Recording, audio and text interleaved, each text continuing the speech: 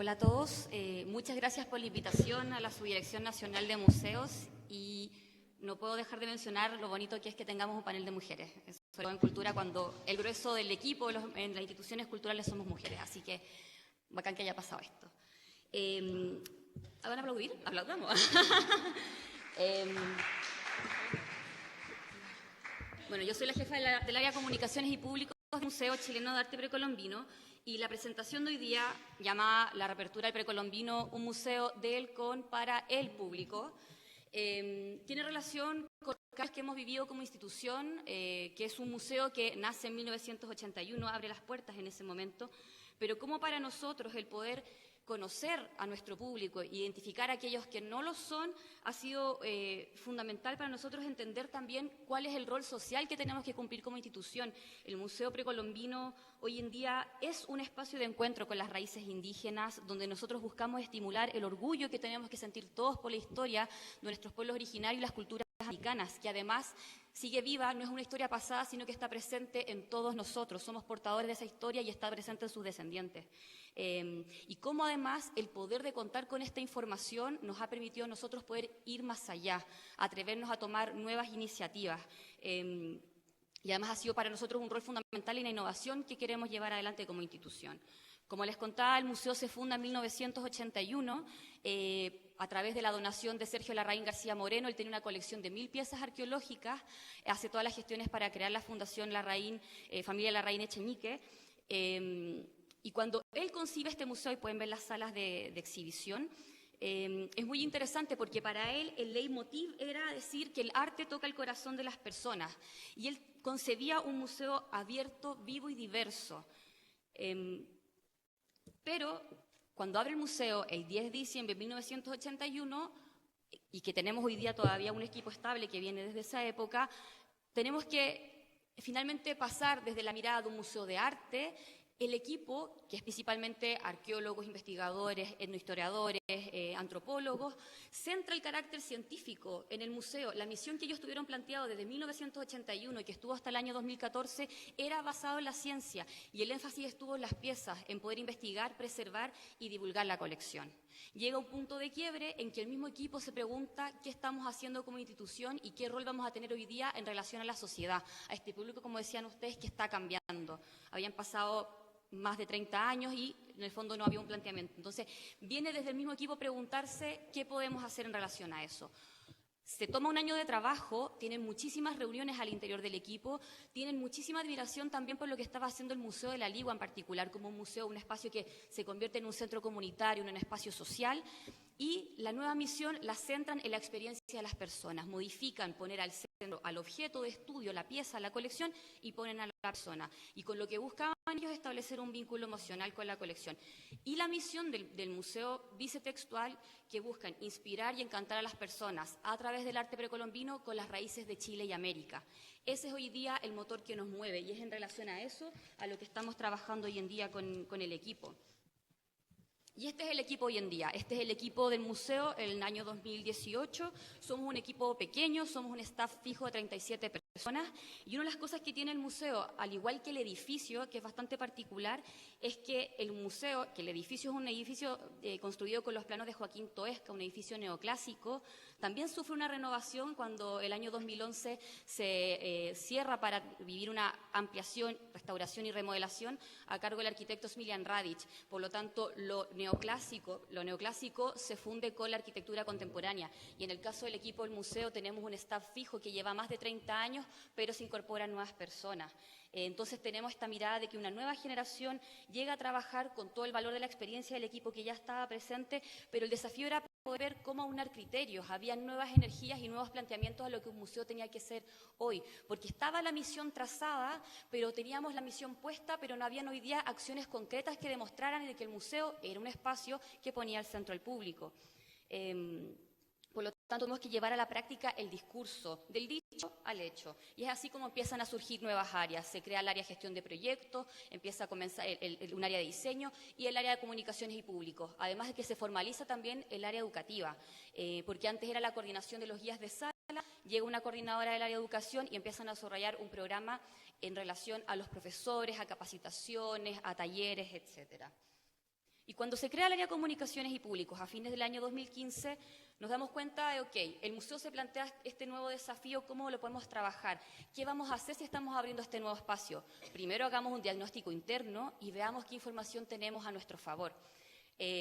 Ya contábamos con un documento que había hecho la gerencia anterior, en el cual se hizo una investigación con los pares, con centros culturales y con otros museos, en el cual se estaba evaluando qué mirada había respecto al precolombino en ese periodo, y era catastrófico. Se hablaba de un museo cerrado, estaba la noción de un museo de élite, un museo que no dialogaba. En esa época, al 2015, el museo no tenía presencia en las redes sociales, solo tenía un fanpage que estaba creado desde el año 2008, que fue cuando ya recién aparecieron, pero no había un discurso, no había un mensaje, no había creado un sistema de comunicación con las personas, no había una voz que te interpelara.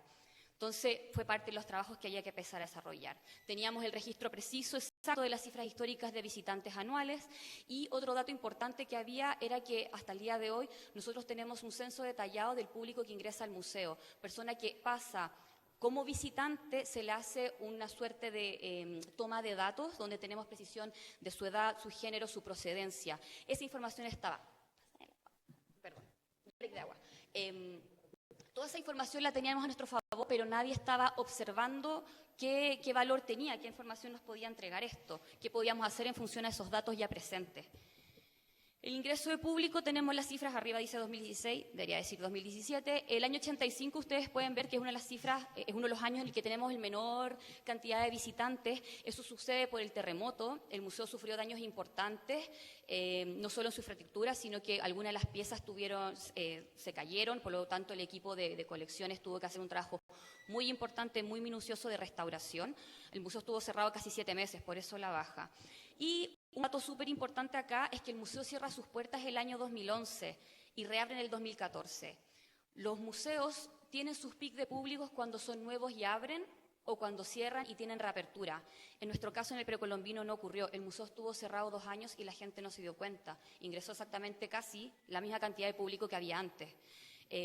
Por lo tanto, también había un problema grave de que nadie se dio por enterado de que este espacio no estuvo ausente. Y cuando reabre, había toda una oferta nueva, se creó una sala impresionante que es Chile antes de Chile, y la gente no estaba al tanto. Y acá tenemos, bueno, cuándo han sido nuestras cifras de PIC de público. El año 2017, el año pasado, estamos con 120.763 visitantes. Somos súper rigurosos en el conteo del público. La gente que pasa por recepción se contabiliza solo aquella que ve la colección. No contamos a la gente que entra a reuniones, no contamos a las personas que hacen uso del patio en el restaurante, y diferenciamos el público que ve la colección directamente con aquellos que, por ejemplo, visitan la biblioteca o participan de nuestras actividades de extensión. Las actividades de extensión, en su gran mayoría, consideran tener abiertas las salas del museo, entonces la gente además las puede ver de forma gratuita. Si consideramos esas cifras, además de nuestras exposiciones en regiones, la cifra de impacto total al público el año pasado fue de 133.517 personas. Entonces, para empezar a trabajar, realizamos una serie de procesos de encuesta. Empezamos a encuestar durante las actividades de extensión, las exposiciones temporales, empezamos a hacer caracterización para perfilar a nuestros públicos y la evaluación general del museo. Para nosotros ese material fue fundamental para empezar a conocerlos en detalle, saber, porque muchas veces nos ocurría de que la actividad de extensión, la gente venía a la actividad de extensión, pero no había entrado antes al museo, venían por la oferta del programa, pero no se asociaban con la colección.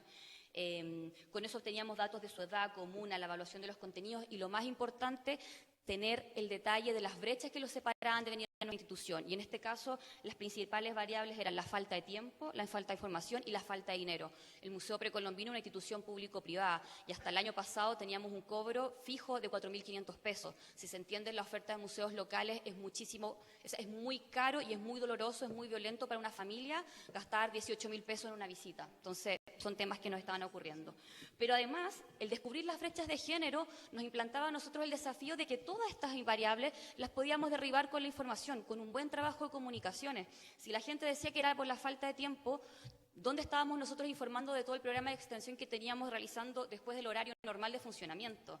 Si decían que era la falta de información, ¿dónde estábamos nosotros presentes? No teníamos redes sociales, no estábamos trabajando en eso, entonces era incorporar una nueva voz. Y si hablaban de la falta de dinero, el museo tiene las puertas abiertas de forma gratuita el primer domingo de todos los meses. Antes de empezar una campaña y empezar a desarrollar la política de comunicaciones, los domingos liberados entraban en promedio 200 personas. Hoy día tenemos más de 1000. La gente ya lo sabe y espera el domingo liberado para entrar. Y además saben que nuestras programaciones de extensión, que incluyen poder visitar el museo, también son gratuitos.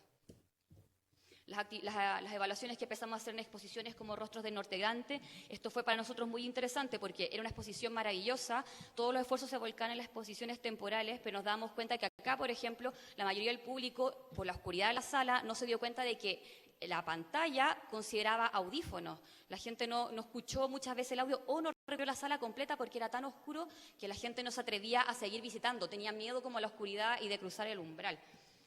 Para el arte Serviallita, vimos que el grueso de nuestros visitantes, el 30% tenía entre 45 y 60 años, el 29% entre 19 y 29 años, el 59% de los visitantes que vio esta muestra era chileno, el restante 8% era de Brasil, 5% Francia, que Brasil, Francia y Estados Unidos son nuestros países extranjeros que más visitas otorgan al museo.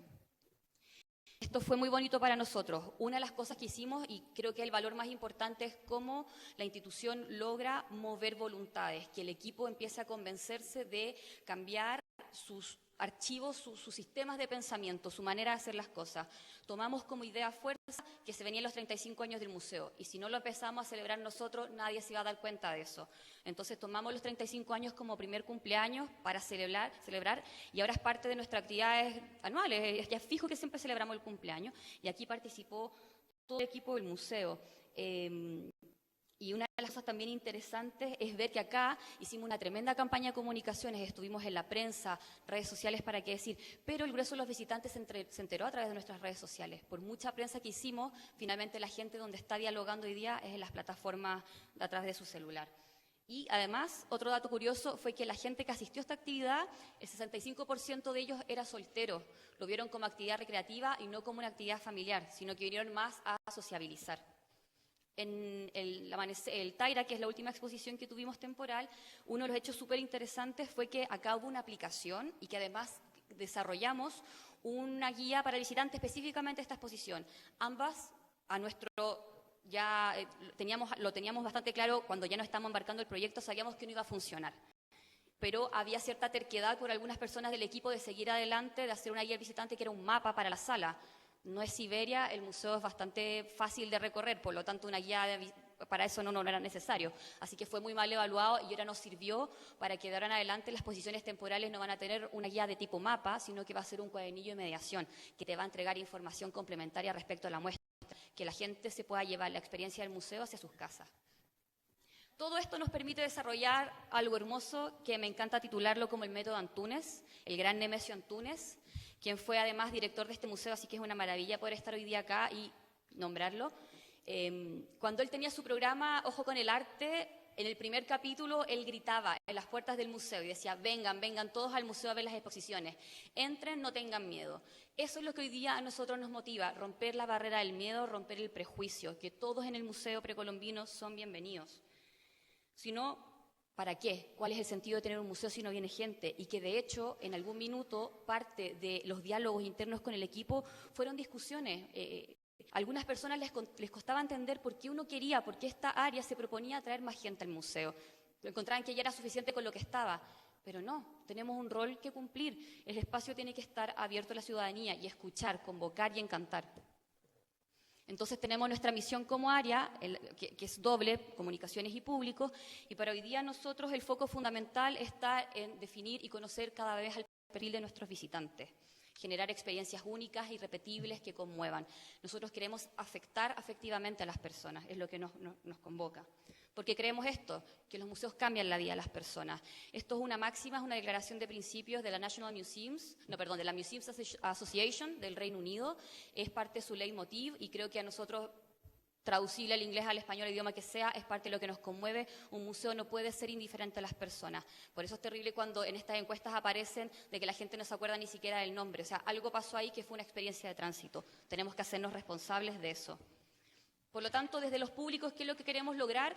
Conocerlos, queremos crecer efectivamente, que venga más la gente, pero no por tener cifras positivas año a año, sino porque queremos afectar la vida de esas personas, porque queremos que se conozcan y se reconozcan en el museo. Bueno, y también diversificar porque queremos mayor participación de públicos distintos, con distintos intereses, de distintas procedencias, y aquellos que ya han venido queremos poder fidelizarlos. Y esto parte de los trabajos que hemos estado realizando. Trabajamos con las comunidades de migrantes en Chile el año pasado para la celebración de los 36 años que se marcaron en diciembre. Estuvimos trabajando con ellos desde mayo del año pasado, venían periódicamente al museo, nos reuníamos con ellos, conocían la colección en profundidad y lo celebramos con una fiesta en la que ellos fueron protagonistas. Trabajamos con el Departamento de Infancia de la Municipalidad de Santiago, convenios como con el Congreso del Futuro, en el que también no perdemos nuestra línea desde el trabajo de la ciencia, porque sabemos que también para el equipo del museo es fundamental que el área de investigación y la academia siga presente. Pero lo otro es que además ese mismo equipo hoy día es protagonista de las acciones. Ellos están en relación con el público. Generamos actividades en las que, por ejemplo, el área de laboratorio se abre y hay visitas. La gente puede ir, interactuar con ellos, conocer el trabajo de restauración y colección de las piezas. Entonces, es muy bonito que cuando tú los incorporas se dan cuenta del valor fundamental que tiene la interacción con el público. Gente que está abocada a la conservación o investigación de las piezas suele, de alguna manera, involucrarse tanto en ese proceso que se olvida de que lo que están haciendo es fundamental para el ser humano. Y desde Comunicaciones, la misión, queríamos modificar y romper los prejuicios que habían respecto a la institución. Como les contaba, había una idea de que se trataba de un museo de la élite, un museo caro, un museo de difícil comprensión, un museo que no era apto para todos. Y eso no es cierto y es algo que seguimos trabajando hasta el día de hoy. Por eso el desarrollo, porque creemos esto también, porque creemos que comunicar es la herramienta efectiva para cautivar, educar, informar, entretener y crear comunidad. Si ustedes siguen nuestras redes sociales, las asumimos como nuestro propio medio de comunicación. Los medios de prensa, sobre todo para el precolombino, son bastante esquivos porque tienen referencias de que no tratan siempre temas de arqueología, como que de repente cuesta que ellos sientan de que los temas pueden ser atractivos para el público. Por lo tanto, nuestra página web y nuestras plataformas son hoy en día nuestro medio de comunicación principal. Entonces, por eso para nosotros ha sido fundamental desarrollar una política de comunicaciones clara, que sea cercana al público, con una voz amable, donde derribamos las brechas que les había comentado y que buscamos siempre innovar. Ese es uno de nuestros intereses principales. Y acá algunos de los trabajos que hemos realizado, Marca Chile, parte de poder visibilizar el museo en el extranjero. Trabajamos fuertemente con la Oficina de Pueblos Indígenas de la Municipalidad de Santiago también, con las comunidades indígenas. Ellos hoy día son los que gatillan actividades y además son las voces principales de lo que vamos realizando. Tenemos además un cuadernillo que se realizó junto a ellos para celebrar el Día de la Lengua Materna, Raíces que nos unen, y mostrar esta nueva cara al museo, hacer la insistencia en que hoy hemos cambiado. Y esto para nosotros fue un punto de inflexión súper importante a nivel interno y externo, acaba de suceder, que es como el museo hoy en día no tiene miedo a hablar de la contingencia, a tener una voz política, pero política en el sentido de que siempre apelando a cómo logramos establecer un diálogo con la ciudadanía.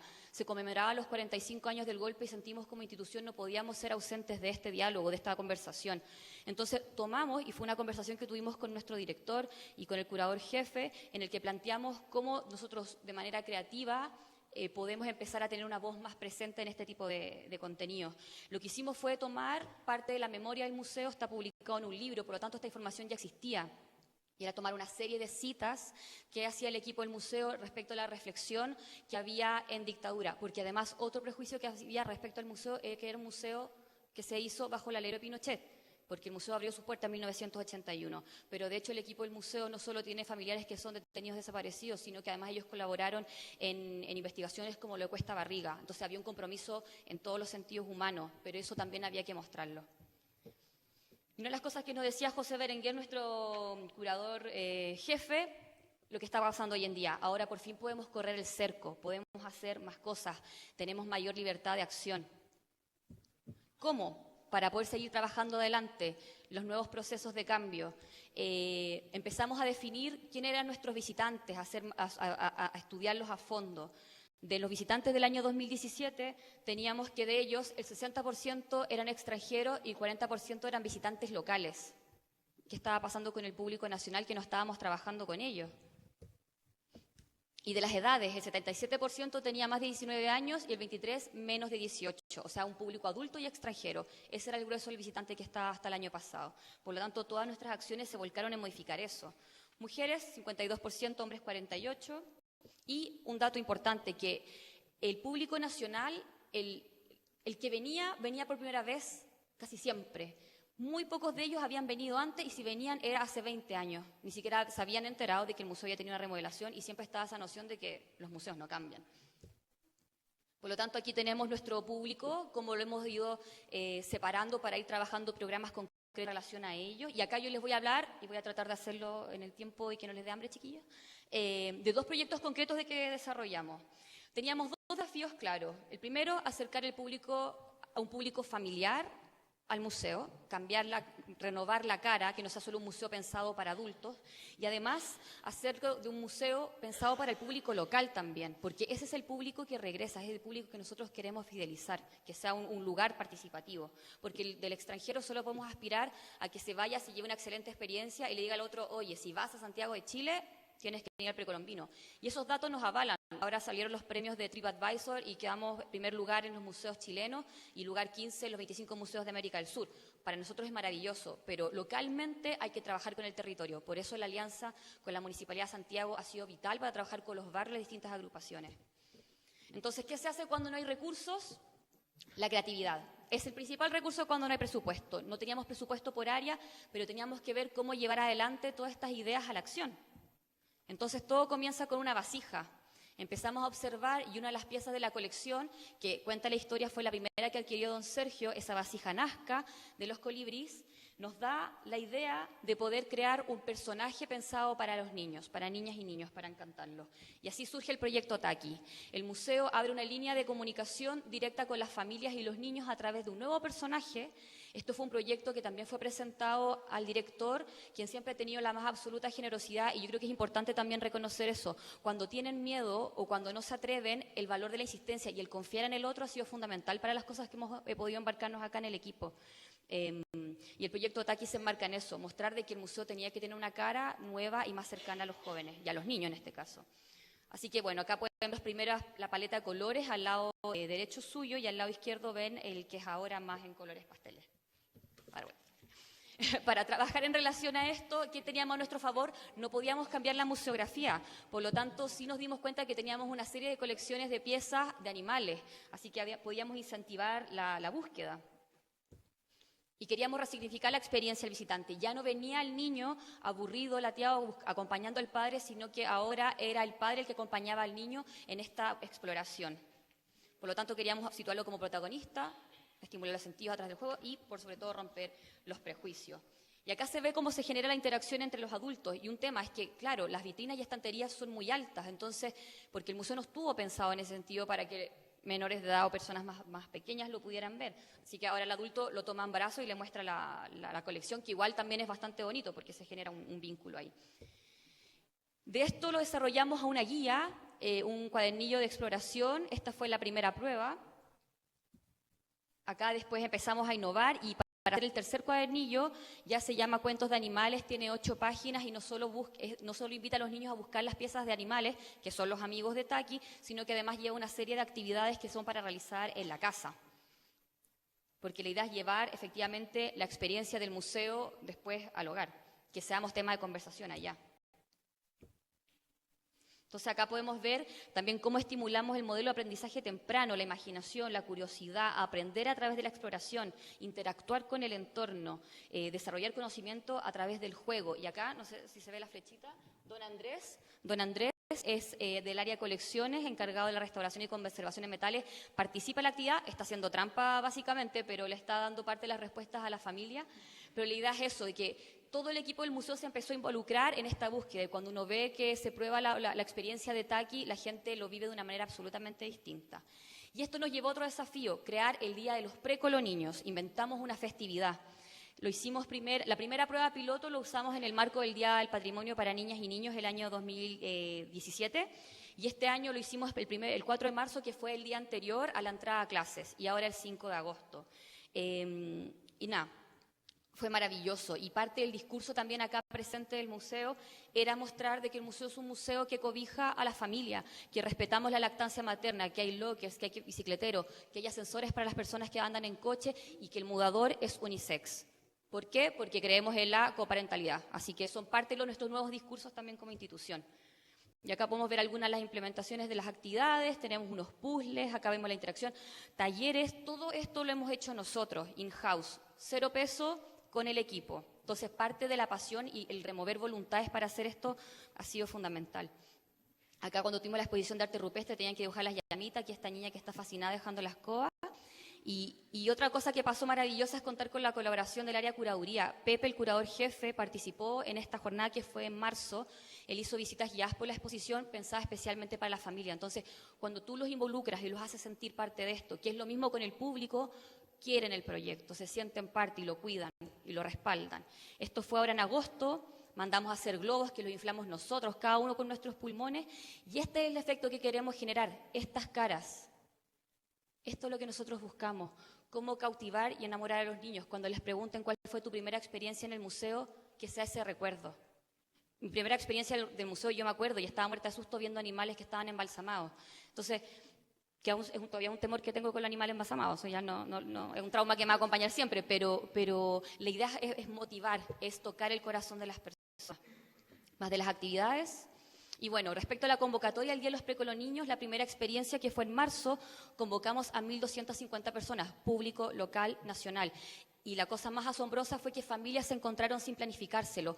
Esa es una de las cosas que nosotros queremos perseguir en la institución, que el museo sea un espacio de encuentro, que sea un lugar sociable.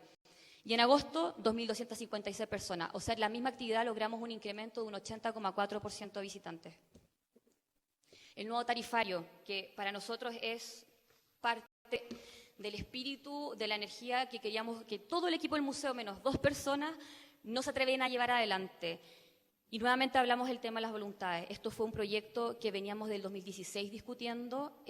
Parte de las maravillas de los cambios del museo fue también la creación de nuevas áreas como gestión de proyectos. No se atrévanse a trabajar con otras áreas. Es fundamental el feedback de otros puntos de vista. Empezamos a tantear si podíamos tener horarios de gratuidad, como lo hacía el Centro Cultural La Moneda. Nos reunimos con ellos que nos compartieron su experiencia. Empezamos a ver modelos de participación, pero fue finalmente la nueva gerencia la que dio el apoyo y buscó los fundamentos necesarios, la proyección, para decir, démosle, atrevámonos. Así que rebajamos las entradas de 4.500 a 1.000 para público chileno y extranjero residente, porque ese era nuestro punto de vista, que también esto es para el migrante que vive hoy día en el país, y de 2.000 a 500 para estudiantes también chilenos y extranjeros residentes. Y hoy en día tenemos más de 10 instancias de gratuidad. Todas estas instancias de gratuidad surgen a partir de escuchar y relacionarnos con nuestros visitantes. Nosotros hoy en día tenemos entrada liberada para todas las personas que se identifican como parte de las comunidades indígenas. Eso es una deuda que nosotros teníamos pendiente como institución. También hoy día tenemos entrada liberada para todos los profesores. Quien se identifica con credencial como profesor entra gratis, independiente si viene con una visita escolar o no. Entrada liberada para nuestros pares, para trabajadores de museos públicos y privados. ¿Cómo no vamos a tener ese acceso para ello? Entonces, todo ese tipo de cosas las tomamos en consideración y empezamos a hacer modificaciones.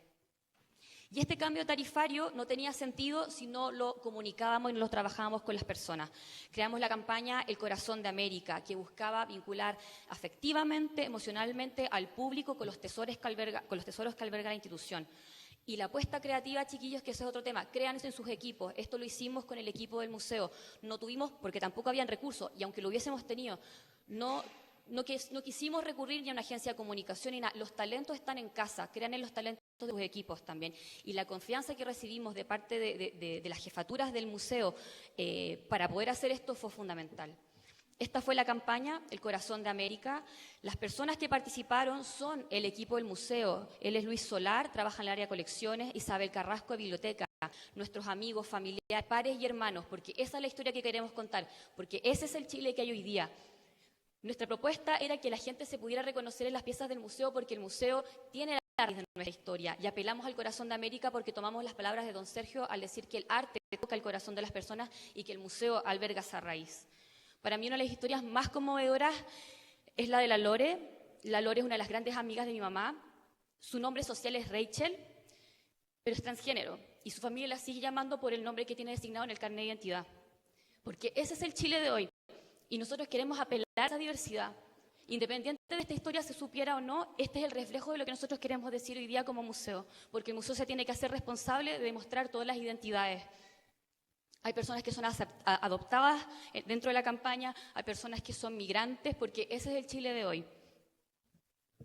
La campaña la tuvimos hoy día en el espacio público, el museo como institución salió a habitar la calle, estuvimos presentes y todavía la campaña la tenemos en la fachada del museo. Gracias a la alianza con Metro pudimos mostrarla en las principales estaciones.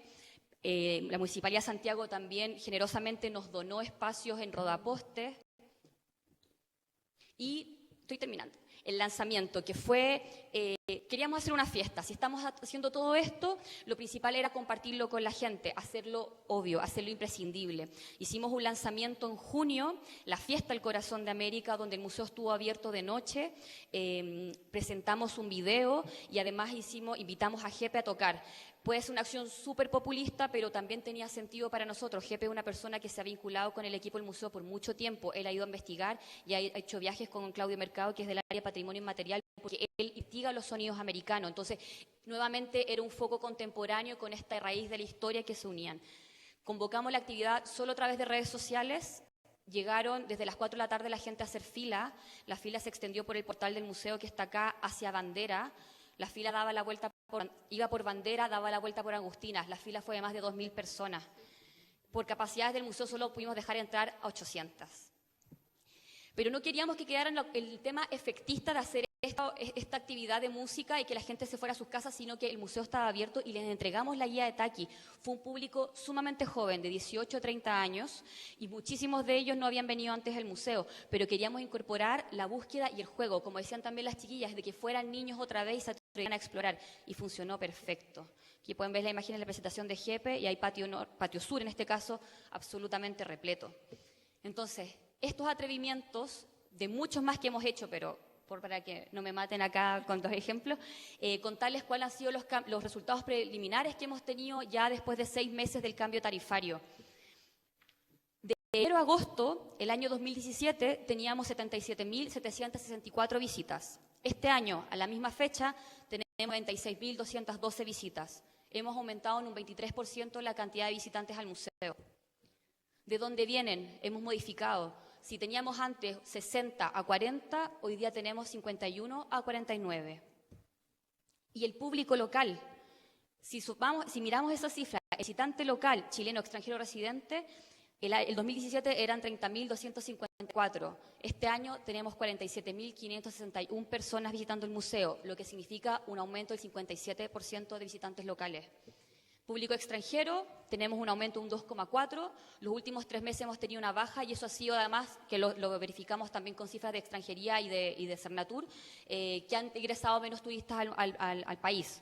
Pero aún seguimos con una alza de un 2,4% y que además el museo, 1/3 de su presupuesto es por la venta de entradas. A ellos tuvimos que subirle el valor para poder compensar la baja del precio al chileno.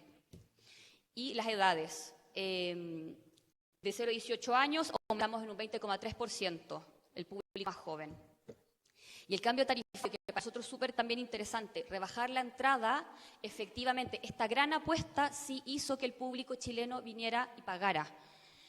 Antes el público nacional, a la fecha, de ellos 9.599 personas habían pagado, hoy 22.074, lo que significa que un 130% de personas aumentaron el tema del pago. O sea, la gente ya costando 1.000 o 500 pesos, no tienen ningún problema y lo pagan. Nuestros próximos desafíos, vamos a partir ahora en el mes de octubre una encuesta específica para caracterizar al visitante local. Sabemos que el público que viene hoy en día proviene de comunas como Recoleta, Independencia, y que una vez más habla de eso. El museo no viene gente de Las Condes, no viene gente de Providencia, viene gente de Santiago Centro, viene gente de Macul, de la Florida. Entonces queremos tener ahora la cifra exacta, el dato exacto para poder seguir trabajando programas focalizados. Estamos hoy día implementando un trabajo de voluntariado con adultos mayores, también a través de la Municipalidad de Santiago, la Oficina de Pueblos Indígenas, Infancia, vamos a desarrollar también el programa con la Oficina de Discapacidad, y lo que nos generó la actividad con Jepe es que ahora el museo, todo el equipo del museo se ha atrevido a hacer la apuesta de empezar a presentar el museo como oferta cultural nocturna, además de las fechas como museos de medianoche. De hecho, el 31 de octubre quedan todos súper invitados a nuestro Halloween local. Se llama Vivir y Morir en América Precolombina, así que también vamos a empezar a aventurarnos con eso y la idea es tener programación también asociada dentro del museo. Nuevos cuadernillos de mediación, un programa de extensión dirigido a adolescentes y, por sobre todo, seguir trabajando con las comunidades indígenas. Tenemos este año más de 70 actividades de extensión, lo que implica que es una actividad a la semana, porque muchas semanas, a veces hemos tenido días consecutivos con actividades, pero estamos teniendo una oferta muy amplia. Y solo para terminar este pequeño videito que alcanzamos, ojalá, Francisco, ¿estamos bien? Súper.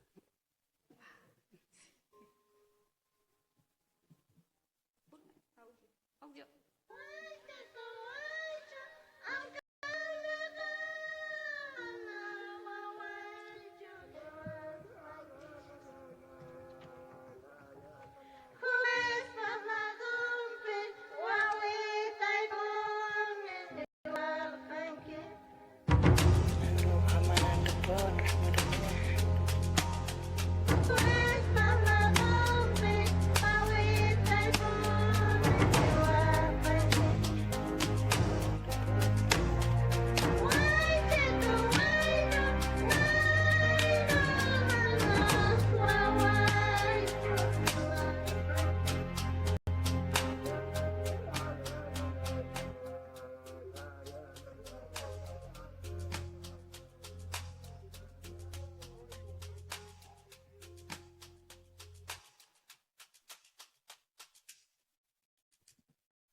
Ese video fue parte de la campaña El Corazón de América, la hicimos con Río Lab, también como medio asociado estos vínculos de colaboración que hemos hecho. Así que nada, muchas gracias por la invitación y bueno, sigamos en contacto.